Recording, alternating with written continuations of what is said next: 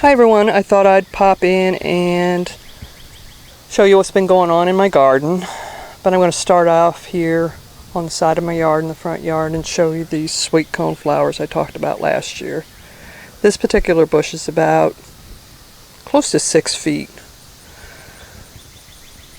And they kind of look like black-eyed Susans, except smaller. Just a really neat plant. It's amazing what happens when you have one tiny little seed. What one tiny little seed will do. Just amazing. This is my Rose of Sharon. And here's another sweet cone flower. I love these things in the side of the yard here. And this is southwest. They get a lot of sun over here, and they are really happy. And there wasn't too much I could get to grow over here, so these two things are doing fantastic here. Okay, I'm going to go show you the vegetable garden. Be back in a second. Okay, so we're looking at the sweet corn here. It has been knocked over by storms 4 times now, and I keep propping them back up. Hopefully they'll be okay.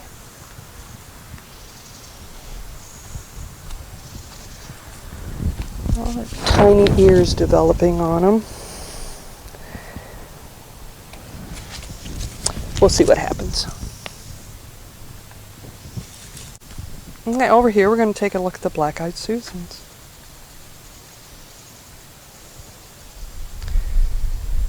Just so pretty.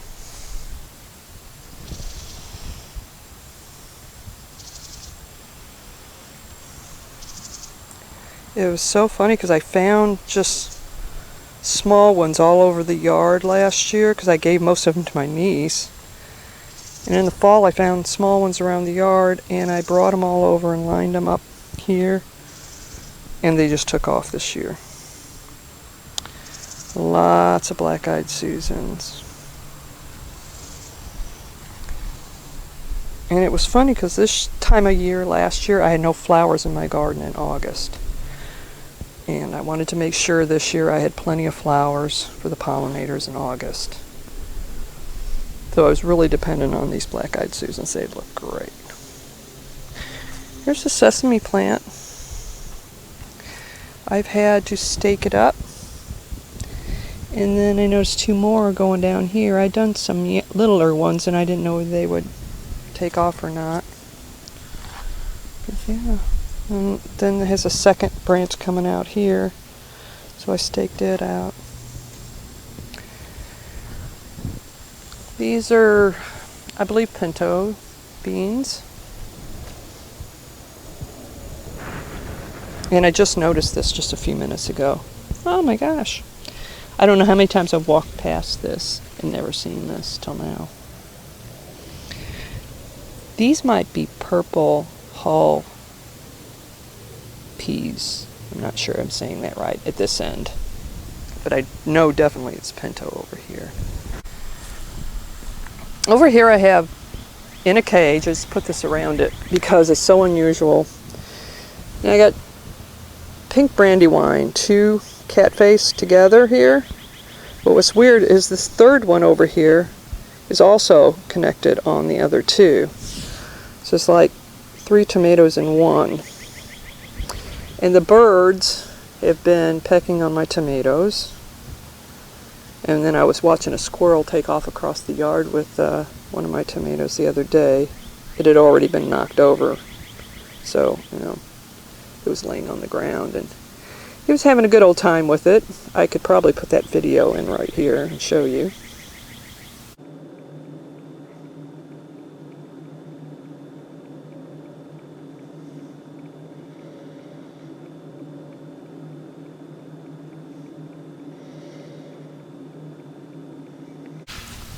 My sugar baby, my biggest sugar baby. Life wouldn't be complete without showing you my favorite pepper of all.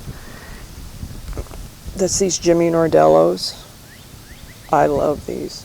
I love these. I am definitely only growing a few next year. And these are going to be one of them. Best pepper I've ever eaten. Okay, this is pretty combination. These are black-eyed Susans and marigolds, and then I have some of these pretty purple cosmos.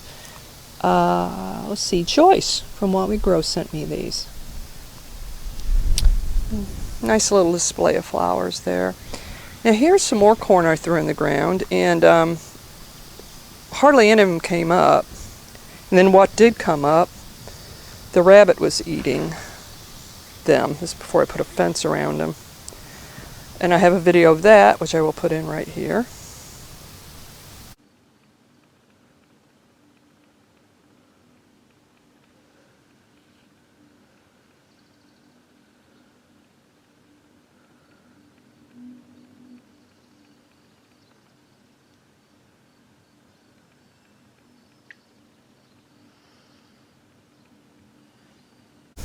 Okay, so we're doing real good with the melons this year. I'll give you a quick showing of the melons. This is the melon I showed you, what was it, a week ago or so? Minnesota. I put this over here in case the rabbit decided to eat the vine, but I haven't seen him in a while, so I don't know what happened to him. But yeah, Minnesota midgets. There's one there, got one here, and got another one here. Then this is a French melon. And I can't pronounce it, but it's something like Petit de Grasse Rene, or something like that. Who knows? Anyway, there you go.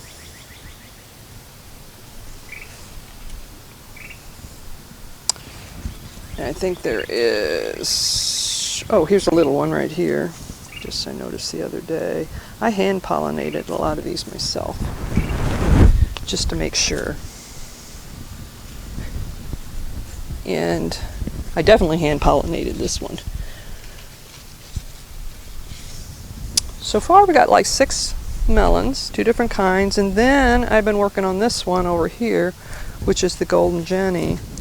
This is the ones the rabbits ate on so bad, and finally the rabbit stopped messing with it.